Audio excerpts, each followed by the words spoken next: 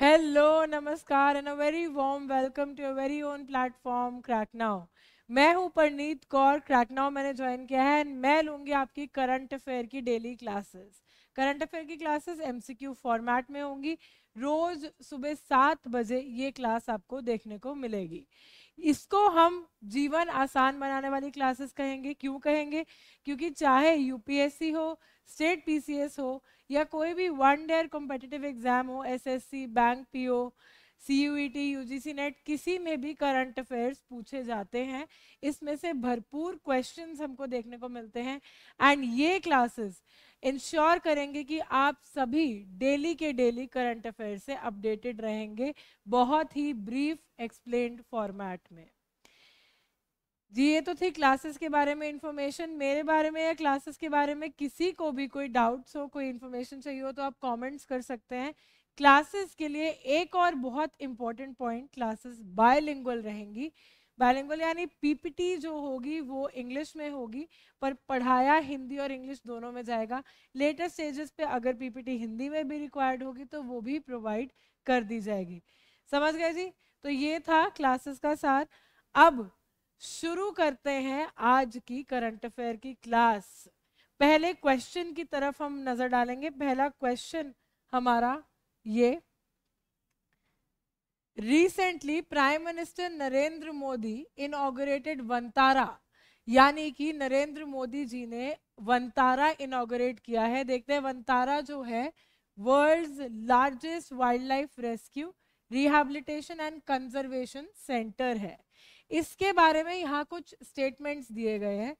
इस फॉर्मेट के क्वेश्चंस भी एग्जाम्स में पूछे जाते हैं आपको, जहां एक टॉपिक के बारे में कुछ स्टेटमेंट्स दिए गए होते हैं और आपको बताना होता है कि वो स्टेटमेंट सही है या गलत।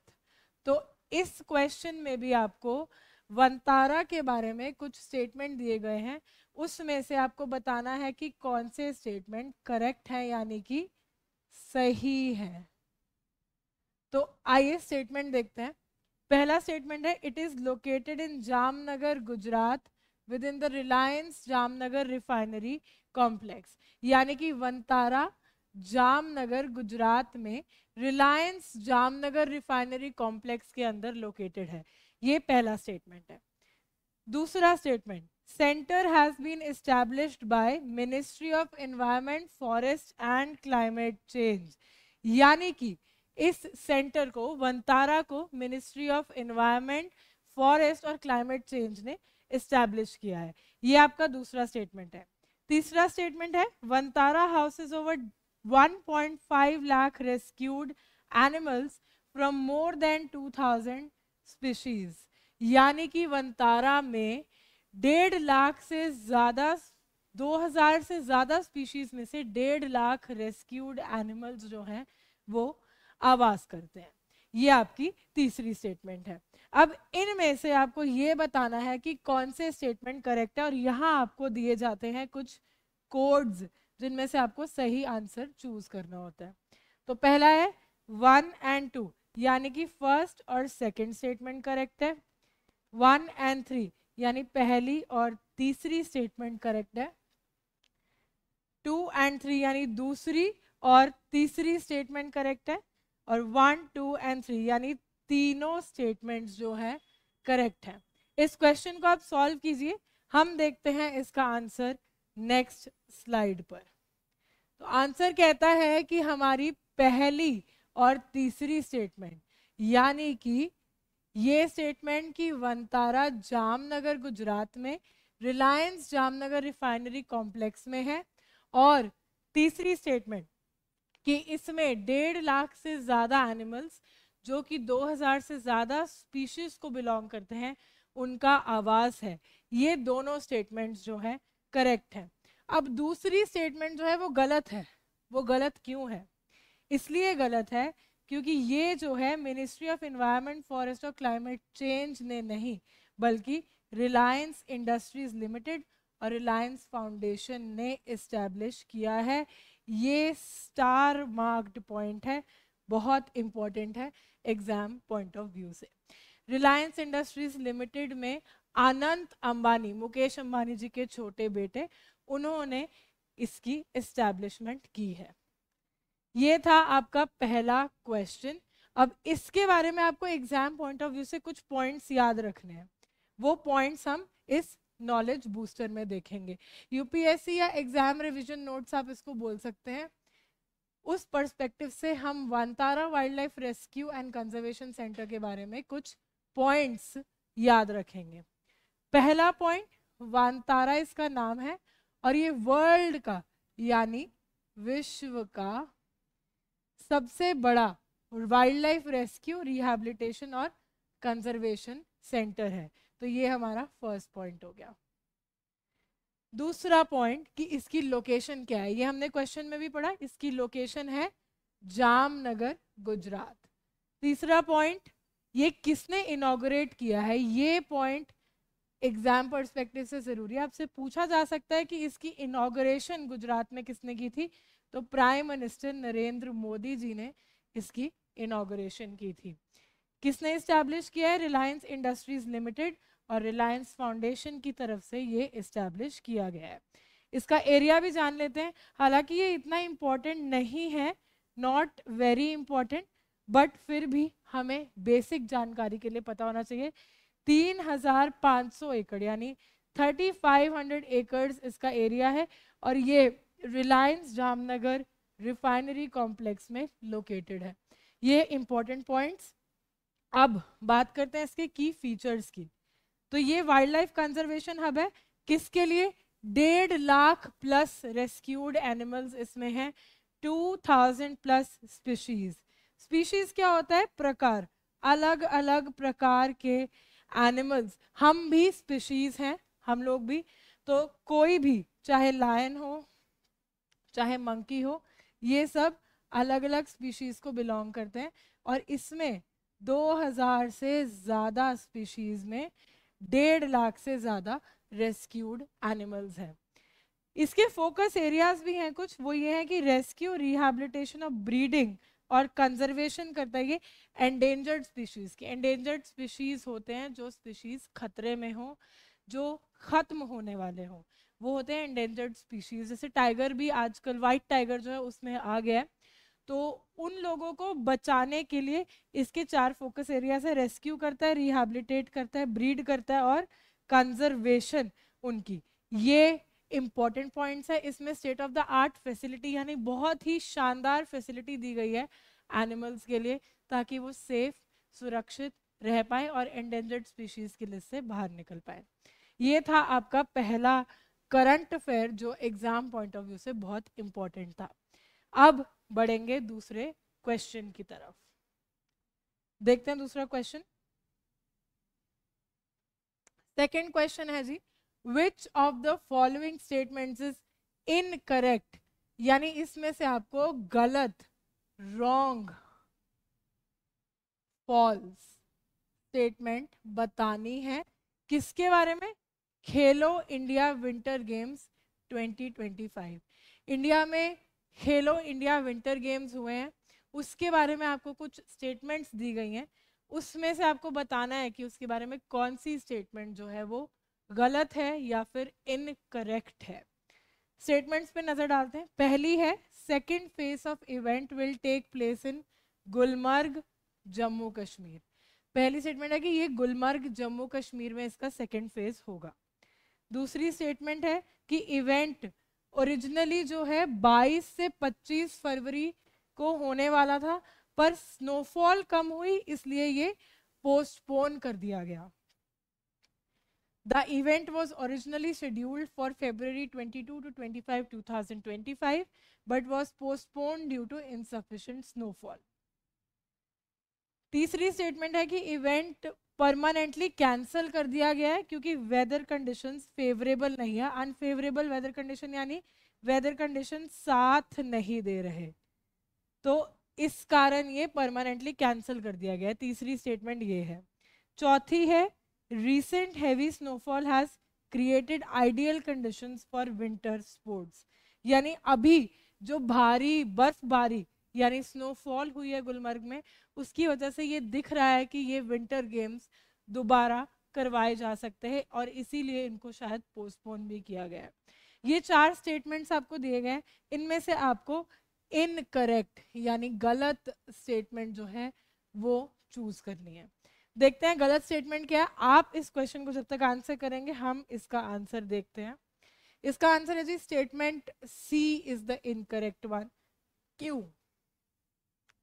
इवेंट को स्टेटमेंट सी कह रही है कि the event has been permanently cancelled due to unfavourable weather conditions, यानी कि साथ ना देने वाले वेदर कंडीशंस, मौसम देने वाला मौसम, इसकी वजह से ये कैंसिल हुआ है, बट ऐसा नहीं है।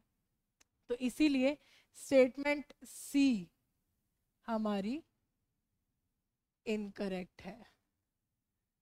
ठीक है, जाइए इसकी एक्सप्लेनेशन देख लेते हैं। इवेंट कैंसिल नहीं हुआ है, हालांकि ये इवेंट पोस्टपोन हो गया है।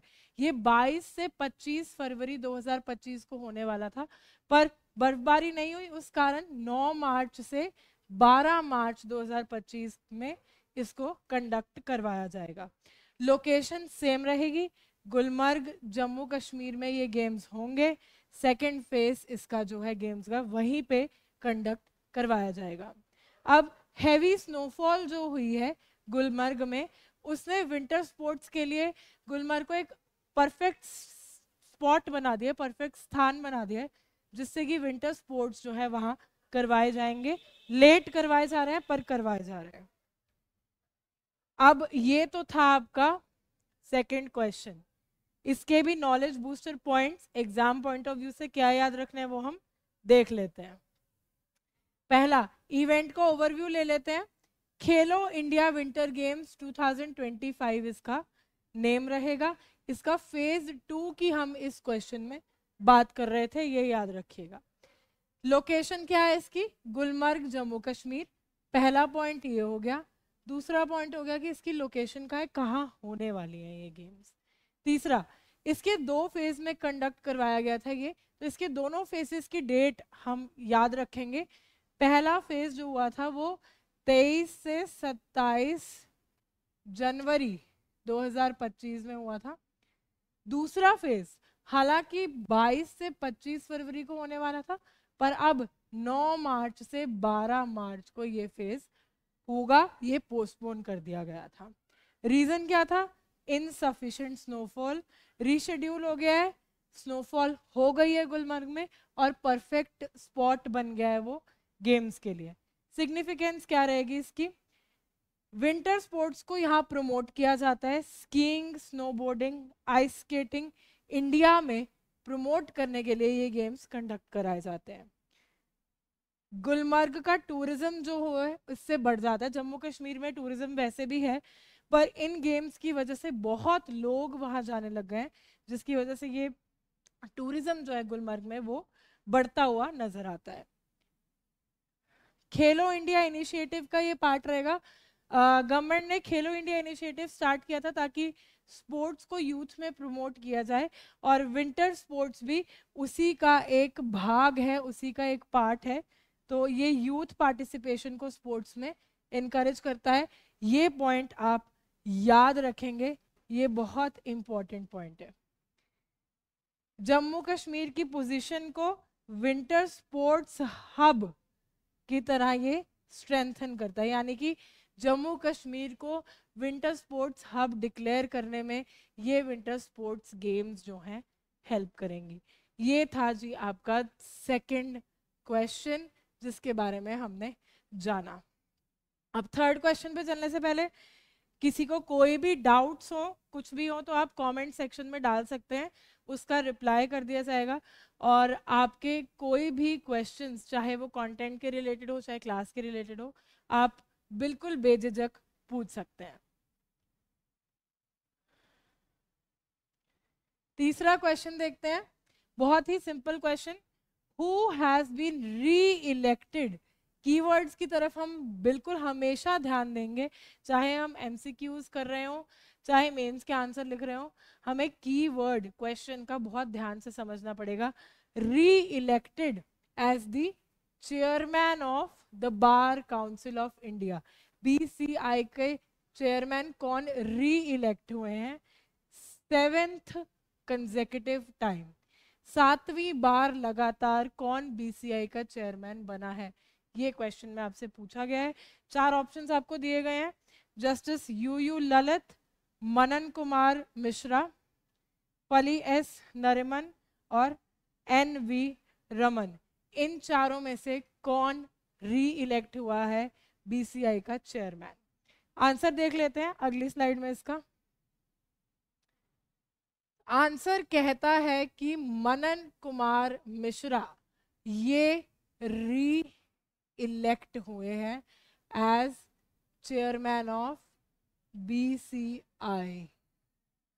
बीसीआई चेयरमैन ये री इलेक्ट हुए हैं।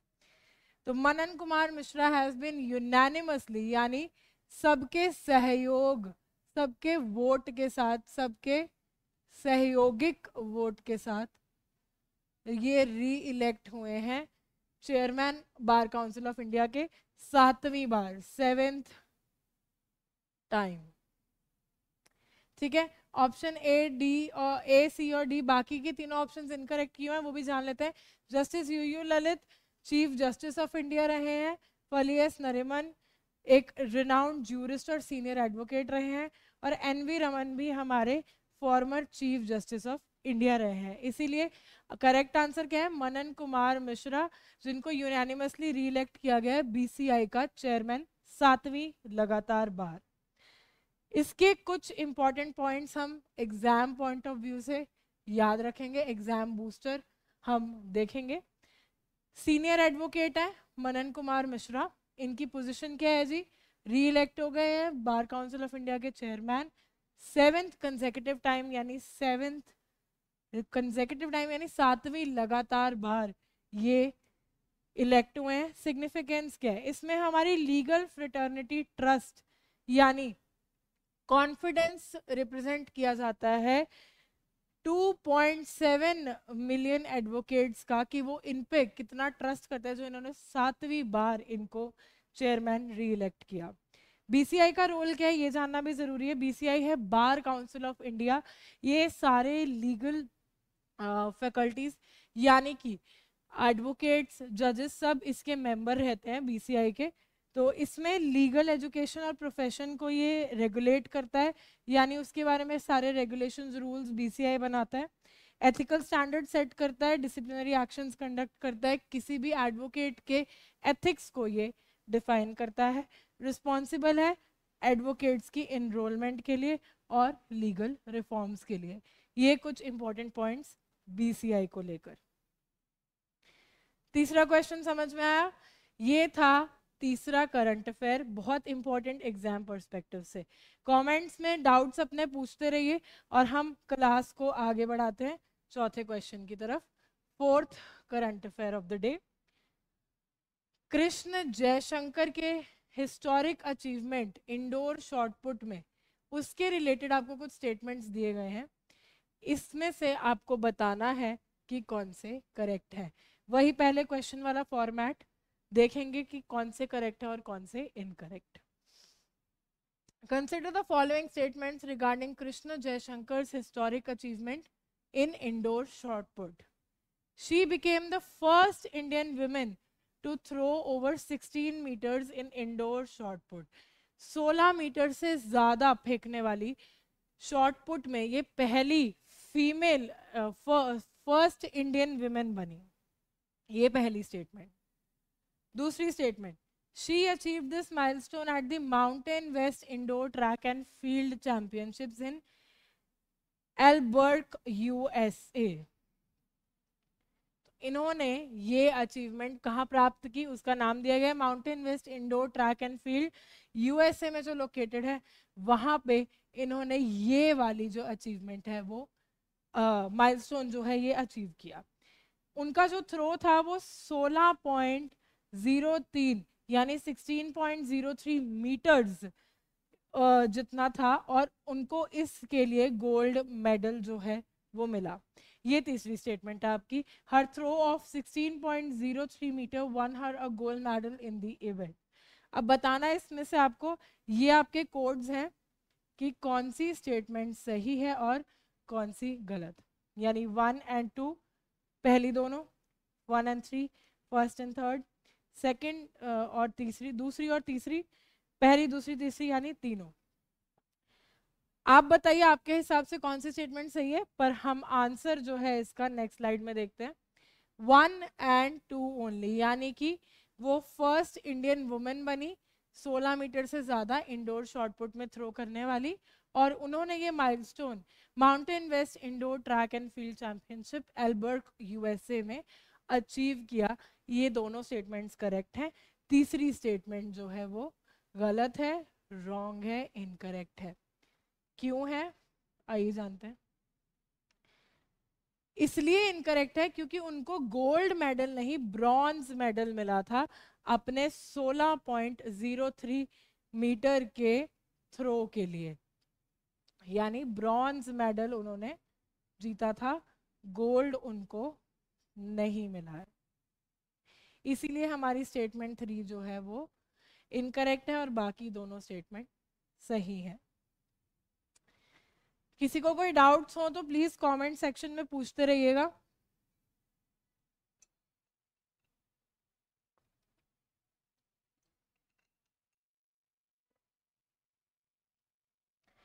इसका एक नॉलेज बूस्टर, फिर से एग्जाम पर्सपेक्टिव से क्या पॉइंट जरूरी हैं वो हम देख लेते हैं।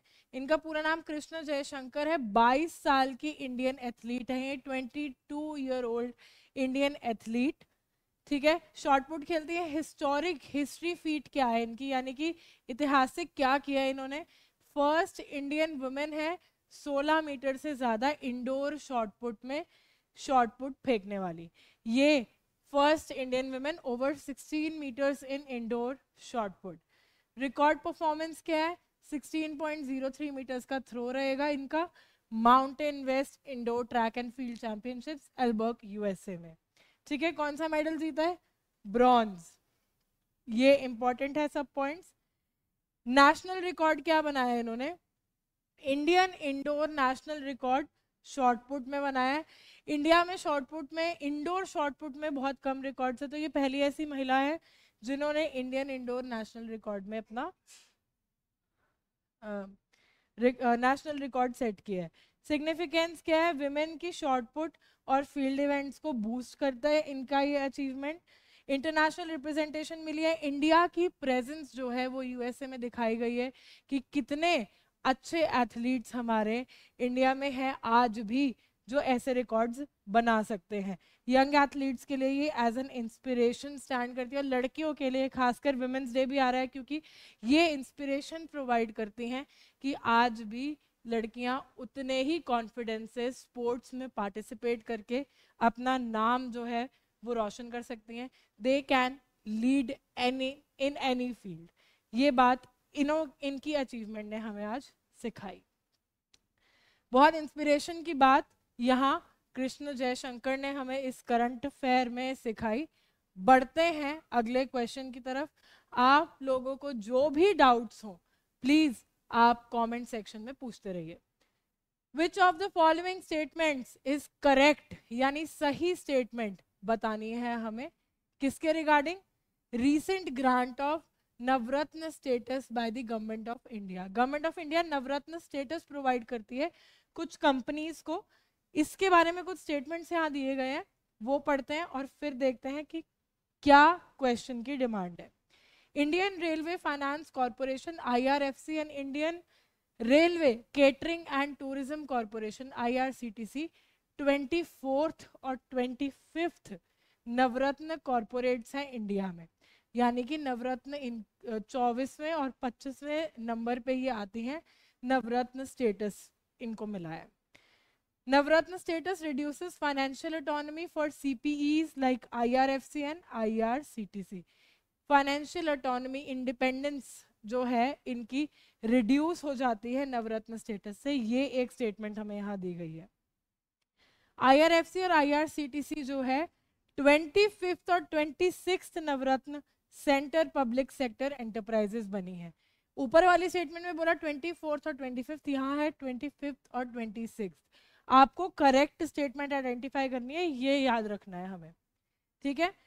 तो हो इनमें से कोई 3 स्टेटमेंट गलत होंगी और एक स्टेटमेंट सही होगी जो आपको आइडेंटिफाई करनी है एग्जाम में, नवरत्न स्टेटस के बारे में। IRCTC को ही सिर्फ only IRCTC has been granted Navratna status while IRFC remains a mini Ratna CPSC।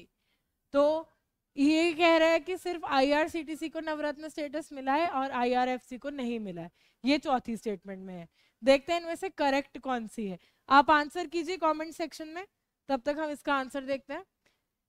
सिर्फ ऑप्शन सी यानी कि IRCTC और IRFC 25वीं और 26वीं नवरत्न सेंट्रल पब्लिक सेक्टर एंटरप्राइज हैं, ये स्टेटमेंट करेक्ट है। बाकी स्टेटमेंट्स गलत कैसे हैं उसकी भी एक्सप्लेनेशन हम देख लेते हैं। नवरत्न स्टेटस की वजह से ग्रेटर फाइनेंशियल ऑटोनॉमी मिलती है, यानी कि फाइनेंशियल इंडिपेंडेंस जो है वो सेंट्रल पब्लिक एंटरप्राइजेस की बढ़ जाती है, कम नहीं होती है। तो स्टेटमेंट में रिड्यूसेस लिखा था, इसीलिए ये स्टेटमेंट जो है वो गलत है। इनको लार्जर इन्वेस्टमेंट्स और स्ट्रैटेजिक डिसीजंस लेने में हेल्प करती है बिना गवर्नमेंट अप्रूवल के। ऑप्शन ए इनकरेक्ट क्यों है? क्योंकि IRFC और IRCTC 25वीं और 26वीं है, ना कि 24वीं और 25वीं CPSE। ऑप्शन बी क्यों इनकरेक्ट है? क्योंकि एनहांस करता है, जैसे मैंने बताया, फाइनेंशियल ऑटोनॉमी को रिड्यूस नहीं करता। ऑप्शन डी इनकरेक्ट क्यों है? क्योंकि सिर्फ IRFC को नहीं, दोनों को, यानी IRFC और IRCTC दोनों को ये स्टेटस अवार्ड किया गया है, इसीलिए ऑप्शन डी भी इनकरेक्ट है। तो करेक्ट आंसर हमारा क्या बचा? सी। ऐसी क्वेश्चंस में आपको नवरत्न स्टेटस के बारे में बहुत पता होना जरूरी है, क्योंकि आप आइडेंटिफाई नहीं कर पाएंगे ऐसे कि कौन सी स्टेटमेंट गलत है और कौन सी सही है। इनमें से आपको सिर्फ एक ही स्टेटमेंट बतानी थी। तो जो आपको पॉइंट्स पता होने चाहिए वो हम बिल्कुल नॉलेज बूस्टर में एग्जाम पर्सपेक्टिव से जान लेते हैं। की हाइलाइट्स क्या है जी? Navratna status Indian Railway Finance Corporation को मिला है, Indian Railway catering and tourism corporation को, यानी IRFC IRCTC को मिला है। ये फर्स्ट इंपॉर्टेंट पॉइंट है।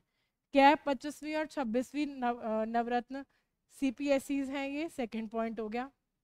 सिग्निफिकेंस क्या है? Increase financial autonomy, independence increase हो जाती है। 1000 करोड़ से या 15% अपनी नेटवर्थ का जो कम है वो गवर्नमेंट अप्रूवल के बिना ये इन्वेस्ट कर सकती हैं कंपनीज। ऑपरेशनल और इन्वेस्टमेंट फ्रीडम, यानी कि अपने पैसे को कैसे खर्च करना है वो फ्रीडम इन लोगों के पास आ जाती है। इंडियन रेलवेज के लिए बूस्ट है, रेलवे इंफ्रास्ट्रक्चर को, टूरिज्म को और फाइनेंशियल ऑपरेशंस को बढ़ाएगी। टूरिज्म हमारा बेटर हो जाएगा क्योंकि रेलवे नेटवर्क इससे बेटर हो सकता है। इकोनॉमिक ग्रोथ होगी, एफिशिएंसी और कॉम्पिटिटिवनेस बढ़ेगी, रेवेन्यू जो है अच्छा जनरेट होगा इस नवरत्न स्टेटस के मिलने से। ये इंपॉर्टेंट पॉइंट्स थे नवरत्न के बारे में जो आपको एक क्वेश्चन को आंसर करने के लिए पता होना चाहिए, बहुत जरूरी है। अगले क्वेश्चन की ओर बढ़ते हैं, देखते हैं अपना 6th current affair. With reference to the Swavalambini initiative recently launched by the government of India, consider the following statements. Swavalambini initiative India में रिसेंटली लॉन्च किया गया, गवर्नमेंट ने लॉन्च किया गया। ये विमेन एंटरप्रेन्योरशिप के रिलेटेड है, ये मैं आपको बता रही हूँ। इसके बारे में कुछ स्टेटमेंट्स दिए गए हैं, ये हम देखेंगे और हम आइडेंटिफाई करेंगे कि कौन से स्टेटमेंट सही है इनमें से। फर्स्ट स्टेटमेंट, जॉइंट इनिशिएटिव है union ministry of skill development and entrepreneurship and नीति आयोग का, यानी कि MSDE और नीति आयोग का ये जॉइंट इनिशिएटिव है। It is a joint initiative of union ministry of skill development and entrepreneurship and NITI Aayog. The second statement क्या कह रही है? The initiative aims to promote women entrepreneurship by providing female students in higher education institution with mentorship and resources. Higher education institutions में ये women entrepreneurship को, लड़कियों को खास तौर पे कुछ मेंटरशिप देके एक अच्छा विमेन एंटरप्रेन्योर स्टेटस प्रोवाइड करने के लिए इस्टेब्लिश किया गया है। तीसरा, it was launched by Union Minister Jayant Chaudhary on 1st March 2025 at Chaudhary Charan Singh University, Meerut. Meerut की चौधरी चरण सिंह यूनिवर्सिटी में यूनियन मिनिस्टर जयंत चौधरी ने इसको 1 मार्च को लॉन्च किया। ये तीसरी स्टेटमेंट है। चौथी है कि इसका primary objective financial assistance provide करना है विमेन एंटरप्रेन्योर्स को गवर्नमेंट फंडेड ग्रांट से, यानी विमेन एंटरप्रेन्योर्स को फाइनेंशियल आर्थिक असिस्टेंस देना इनका मोटिव है। गवर्नमेंट फंडेड ग्रांट्स में से ये दिया जाएगा। इनमें से कौन सी करेक्ट है ये आइडेंटिफाई करना है। 1, 2 या 3 करेक्ट है, 1, 2 या 4 करेक्ट है, 2, 3 या 4 यानी सेकंड, थर्ड और फोर्थ करेक्ट है, या 1, 2, 3 एंड 4 चारों की चारों करेक्ट है, ये हमें बताना है। आंसर देख लेते हैं इसका फटाफट से। आंसर है जी 1, 2 एंड 3। स्टेटमेंट 1 करेक्ट क्यों है? क्योंकि Swavalambini initiative ministry of skill development और नीति आयोग का जॉइंट कोलैबोरेशन है, जॉइंट एफर्ट बोलते हैं जिसको हम, ये वो है। ठीक है। स्टेटमेंट 2 करेक्ट है क्योंकि विमेन एंटरप्रेन्योरशिप प्रमोट करने के लिए हुआ है और हायर एजुकेशन में उनको एंटरप्रेन्योरियल माइंडसेट के साथ रिसोर्सेज जो है वो प्रोवाइड किए जाएंगे इसी के लिए। स्टेटमेंट 3 का क्यों करेक्ट है? क्योंकि ये 1 मार्च को चौधरी चरण सिंह यूनिवर्सिटी मेरठ में यूनियन मिनिस्टर जयंत चौधरी ने लॉन्च किया था। चौथी स्टेटमेंट इनकरेक्ट है। क्यों? क्योंकि ये मेंटरशिप और स्किल डेवलपमेंट पे फोकस करता है, फाइनेंशियल असिस्टेंस नहीं ऑफर करता। ये बात हमें याद रखनी पड़ेगी। ठीक है। इसके कुछ बूस्टर पॉइंट्स है वो फटाफट से देख लेते हैं। क्या की हाइलाइट्स है? स्वावलंबनी इनिशिएटिव इसका नाम है, मिनिस्ट्री ऑफ स्किल डेवलपमेंट और नीति आयोग ने लॉन्च किया है 1 मार्च 2025 को चौधरी चरण सिंह यूनिवर्सिटी मेरठ में जयंत चौधरी जी ने इसको लॉन्च किया था। ये आपका एक पॉइंट, ये आपका दूसरा पॉइंट, ये हम याद रखेंगे। तीसरा पॉइंट क्या है? विमेन एंटरप्रेन्योरशिप को प्रमोट करता है, फीमेल स्टूडेंट्स हायर एजुकेशन में एम्पावर करने के लिए इसका ऑब्जेक्टिव है। एंटरप्रेन्योरियल माइंडसेट विमेन के अंदर लेके आना, ये इसका मोटिव है। और रिसोर्सेज, मेंटरशिप और स्किल डेवलपमेंट सपोर्ट जो है ये लड़कियों को खास तौर पे प्रोवाइड करता है ताकि वो अच्छी एंटरप्रेन्योर्स बन पाए। सिग्निफिकेंस, विमेन लेड स्टार्टअप्स और बिजनेसेस को बूस्ट करता है, यानी लड़कियां जो है वो स्टार्टअप में आगे बढ़े उसको ये ध्यान में रखते हुए चलता है।